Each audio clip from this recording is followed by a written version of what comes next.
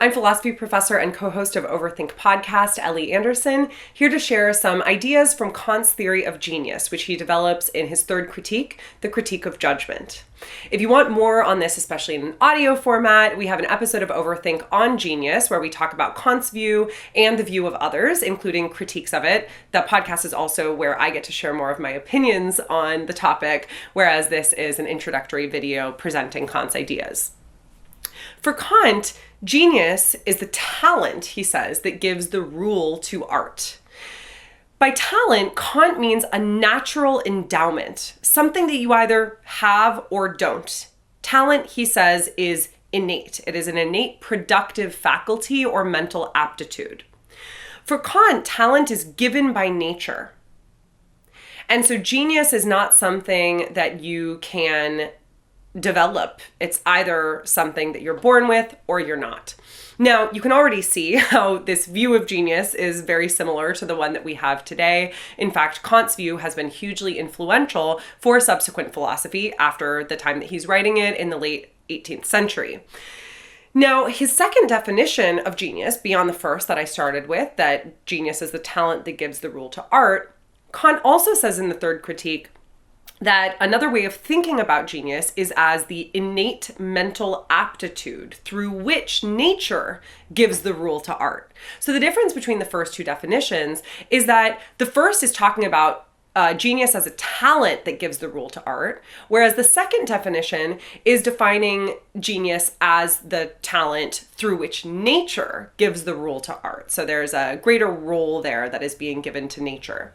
Either way, and especially in the second definition though, there's a sense that the genius is not something who has the sheer willpower to create a great work, but rather is the vehicle or vessel through which great work is being created. And you can think, for instance, about that ancient notion of the muses, the muse as something that overtakes you. It's kind of similar, really, to what Kant is thinking about here as genius. For Kant, one of the funny things about fine art is that it can't give rules for producing art, right? Like, I can't say, here are the rules you should follow in order to create a beautiful work of art. But there has to be a rule that deems that something is art. And fine art, Kant says, is actually only possible as a product of genius, because genius is what gives the rule to art itself. So the genius has a really crucial role to play in his philosophy of art. This, as you can imagine, has been the site of some critiques. Kant thinks that only certain people can be geniuses. He actually doesn't think that women can be geniuses. This is something that we talk about in the podcast episode, so I'd recommend checking that out if you're interested in hearing more, especially about the critiques of this view of genius. But in Kant's view, back to the sort of description of it, he says that there are a number of properties of the genius. The first is that the genius is original. They have a talent for producing what no definite rule can give. Think about the fact that many artists pride themselves on never having been to art school, never gone through rigorous training. Or even those that have, take for an example, Picasso, who was deeply schooled in traditional modes of painting and drawing, had to kind of throw away the rule book when creating his mature works, the works that we might call works of genius. And so genius is this talent for being able to throw the rule book away and create a new rule. Once this has been done, another property of genius, which Kant identifies, is that the genius is an exemplar, which means that a work of genius provides a model for other works. It provides a standard or a rule for estimating art. That is, not everything that is original is good. There can be original works of nonsense as well. And so what the genius does is create an original work that has, like I said, sort of thrown the rule book away or played on it in a unique, original, and novel way, but done so in an exemplary fashion. This doesn't mean that other beautiful works of art can be created by just copying the genius's work, but it is exemplary in the sense that it is creating a new rule, providing a model to others, but a model in the sense that other works should be judged in comparison to it, rather than, oh, an artist can just copy this exact thing that Picasso is doing and then also have a beautiful work of art. An additional property of genius that Kant talks about is that genius is natural. The genius, I think this is a really interesting part of Kant's theory, cannot actually scientifically say how it created the work of art.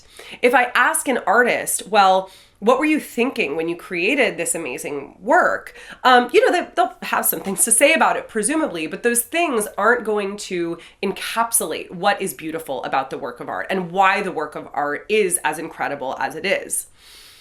Genius gives the rule to art, Kant says, as nature. So recall that idea that I mentioned earlier, that genius in one of Kant's definitions is that through which nature gives the rule to art. So this idea that genius gives the rule to art as nature, I think is more or less the idea that nature is working through the genius rather than the genius having a full mastery or sense of what they're doing when they're doing it. You see so many creators say time and time again that when they're in the midst of a creative process, it's almost as if their self gets out of the way and something else takes over. There is a momentum of its own that emerges when people are creating these works.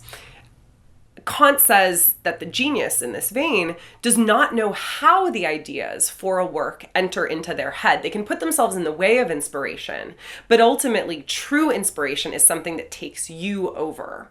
That is that inspiration from within, to use the Latin origin of inspire. This also means that the genius cannot create a work at will, methodically. I think about this when I'm thinking about the paralysis that artists sometimes feel, say, in trying to come up with a concept for a second album, because they know that they can't just recreate what they have done in their first album, or even if they're not recreating it, they can't just use that as an exact model that they want to reproduce. And a fourth property of genius, as Kant defines it, is that geniuses are artistic. For Kant, there are only artistic geniuses. Einstein would not be considered a genius according to Kant's view, because you can't, according to him, have a scientific genius. Science can be learned, whereas art cannot. And so this innate talent that one has or doesn't have for giving the rule to art is something that is specific to art for Kant. Let's dive into this a little bit more deeply, because it's very odd at first, and you don't have to agree with it, but here are Kant's reasons for saying this. So in saying that science can be learned, Kant is suggesting that science involves imitation, because learning for him is imitative. I learn by being taught by other people, by imitating their ways of doing things, right? Like I'm going to imitate the scientific method, or I'm going to get a sense from my teachers of what a proper experiment might look like. But the genius cannot teach genius, nor can the student become a genius by imitating genius, because the genius themselves does not know how their ideas come about. So to have a genius as a teacher is not going to be very helpful on Kant's view, because the genius's work can provide exemplars, certainly, but that exemplar is not going to be a model that you can just copy, nor is it going to be something that the genius can fully explain in a satisfying way, because again, they've been overtaken by nature as they're producing their work of art. Thus, the product of genius should not be imitated, but it can inspire another genius to a sense of their own originality, because the work of the genius, and this goes back to the idea that it's exemplary, demonstrates freedom in art. By giving the rule to art, the genius is engaged in a radical expression of their own freedom. And this can be inspiring for other geniuses, even though one genius isn't, strictly speaking, teaching another genius. For Kant, genius is necessary in order to produce a beautiful work of art. So all works of art that are beautiful, according to Kant, are the products of genius. Geniuses can make something beautiful that in nature is ugly. So think about any movies or albums or novels or paintings or what have you that take something that is ugly in life, but transpose it into this domain of art such that it becomes beautiful. That, for Kant, that the successful accomplishment of that is indicative of genius. Taste estimates beautiful art. It judges beautiful art. and genius produces it. Good taste cannot itself produce art. And so you can also see here that Kant is implying a strong separation between the observer of art or the critic of art and the genius or the creator of art. Even a really good critic is not necessarily going to be a genius. Kant states that the genius is, quote, the exemplary originality of the natural endowments of an individual in the free employment of his cognitive faculties, end quote. There's lots more to say about the genius here. For instance, we haven't talked about aesthetic ideas, which is a component of it, or this idea of a definite concept of the product, which is also characteristic of the genius. Imagination, there's so much more to say here, but hopefully this has provided an invitation and an introduction to some of Kant's key ideas about the genius. Check out our channel and Overthink podcast if you want more.